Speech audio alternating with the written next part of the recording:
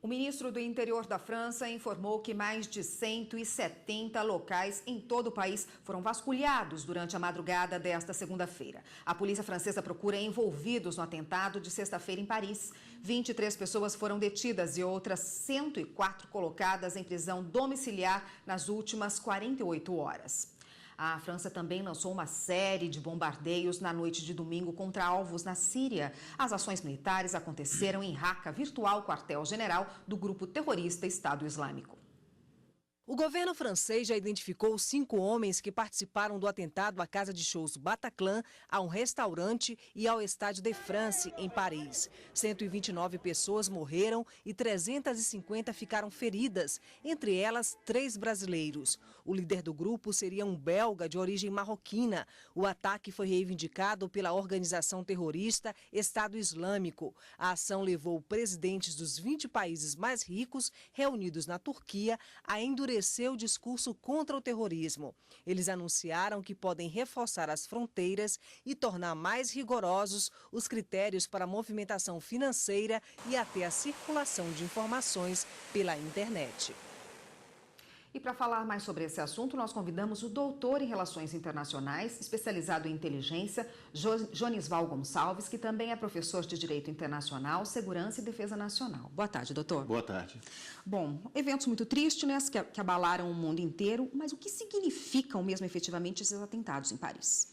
Bom, para a França, talvez esses sejam os maiores atentados e a maior ação terrorista da história da França, ou pelo menos da França moderna. Isso vai gerar impactos grandes à população de Paris, à sociedade francesa.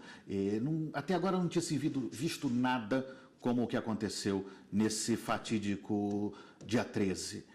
Nós tivemos atentados nos anos 60, mas nada com essas proporções. Isso, sem dúvida nenhuma, é um divisor de águas para Paris, para a França e talvez para o mundo. Não existe um consenso na definição do que é terrorismo, né? E isso dificulta a tipificação judicial do crime, por exemplo? Sim, é complicado, porque não há esse consenso não existe. Então, se diz há muito tempo que para alguns um terrorista é terrorista, mas para outros é um combatente da liberdade. E há vários conceitos pelo mundo sobre isso. Algumas legislações de países já definem o conceito de terrorismo, e tudo isso gravita em torno da ideia de ameaça de violência ou uso da violência contra alvos indiscriminados, com o objetivo de causar pânico, terror e influenciar algum processo decisório. Esse é um conceito genérico, mas de fato não há esse consenso e, sem dúvida, isso dificulta a tipificação. O que dizem os tratados internacionais sobre o combate ao terrorismo? O Brasil é signatário de algum deles? E como esse tema terrorismo é tratado nesses tratados? Sem dúvida, o Brasil... Bom, nós temos mais de uma dezena de tratados, são 15, alguns em processo de ratificação.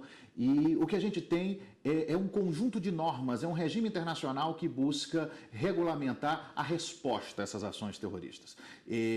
Se fala muito em cooperação e algumas medidas ativas que têm que ser tomadas, por exemplo, com relação a sequestros de aeronave, a financiamento do terrorismo, mas no que diz respeito à repressão efetivamente, isso vai passar por cada país. Cada país vai ter o seu próprio modelo de resposta. O Brasil é signatário praticamente de todos esses tratados, mas a gente precisa internamente de uma legislação própria, doméstica brasileira, que trate do tema.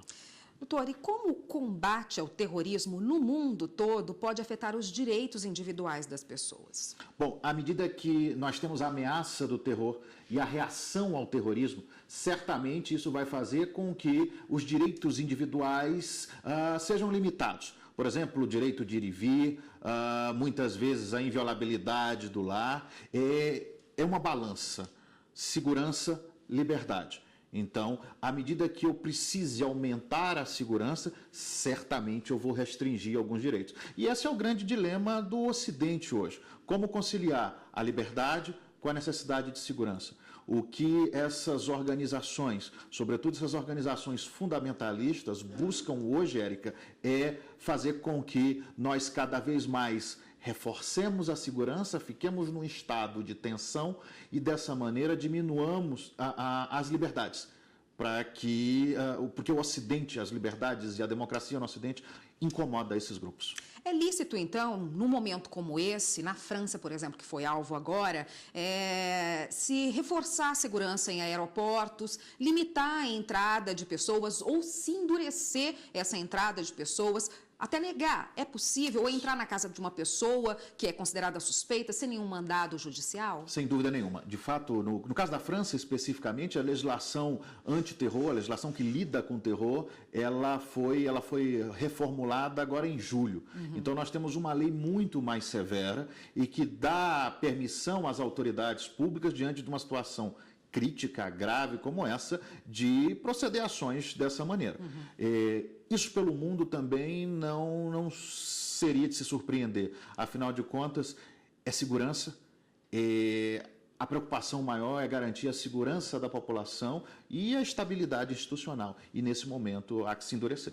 Tá ótimo, a gente continua nesse assunto no próximo bloco, só peço um minutinho para o senhor. Aqui no estúdio nós voltamos a falar com o doutor em Relações Internacionais, Joanisval Gonçalves, que hoje fala conosco a respeito das ações pós-atentado na França. Doutor, o presidente François Hollande, ele decretou um estado de emergência, né? A gente vê decretos de situações de emergência, de estado de emergência, quando alguma cidade é atingida, aqui também no Brasil, um estado é atingido por alguma calamidade. Professor, o que isso representa para um país que decretou estado de emergência? Bom, no caso da França, que sempre foi e é a pátria das liberdades, é um país que defende muito a democracia e os direitos fundamentais, é um momento muito crítico, porque nós temos as liberdades suspensas. Um estado de emergência assinala que a coisa não está normal. E isso gera muita insegurança, isso gera um clima de tensão muito grande. E eu não me lembro da última vez que houve uma decretação de um estado de emergência dentro de uma preocupação como essa, mas é plenamente justificável. Vale lembrar que nós falamos em mais de uma centena de mortos, em ações em 7 pontos diferentes da cidade, um nível de violência com a qual os franceses não estão acostumados. Isso, para os padrões europeus, é algo muito surpreendente. Então, nesse sentido, o estado de emergência chama atenção para esse momento novo, para uma cidade como Paris e para um país como a França. E esse estado de emergência, dá uns exemplos para a gente do que pode ser feito num estado de emergência pela polícia, pelo Estado? Bom, restrição a alguns direitos fundamentais, por exemplo, o direito de ir e vir. Pode-se estabelecer limitações para a circulação de pessoas. Pode-se fazer também o fechamento de fronteiras. Vale lembrar que a Europa hoje é muito aberta, sobretudo dentro do que a gente chama de zona do Schengen, que é um acordo que permite a livre circulação nos países da União Europeia. Então, fechamentos de fronteira, ações mais intrusivas da polícia, por exemplo, entrada em residência, prisão de suspeitos, tudo isso tudo isso é fruto desse estado de emergência. E essa preocupação, ela permanece, porque há riscos de novas ações. Então, é realmente uma situação muito delicada. Bom, o Estado Islâmico, esse grupo terrorista, assumiu a autoria do atentado, né? Como uma resposta imediata, o governo francês já determinou bombardeios às células do Estado Islâmico na Síria. O que pode acarretar essa resposta imediata? Bom, Érica, o que a gente vê é um desdobramento com uma previsão de resultado muito difícil, porque o que a gente tem recebido de informação, sobretudo dos amigos que são franceses ou que vivem na França, é que o clima em Paris hoje está de estado de guerra, c'est la guerre, como dizem os franceses. Então, ações pontuais vão começar a ser desenvolvidas de maneira mais intensa e, bom, toda ação gera uma reação. É provável que, à medida que a guerra, que o conflito aumente com a intervenção francesa nos territórios controlados pelo Estado Islâmico, e isso tem que acontecer, uma ação armada hoje, os vários países da Europa estão assinalando isso, por exemplo, hoje pela manhã, o primeiro-ministro da Holanda disse é a guerra, então ações vão ocorrer e de forma cada vez mais intensa, reações no próprio local, mas sobretudo pelas cidades do mundo, pelas cidades dos países que estão nessa coalizão contra o Estado Islâmico. Então, é preocupante E é conflito. Outros atentados devem ocorrer e há que se estar preparado para isso. Há risco de novos atentados, inclusive na França. Sem dúvida nenhuma. Sem dúvida nenhuma. Na França e em outros países, por exemplo, da União Europeia.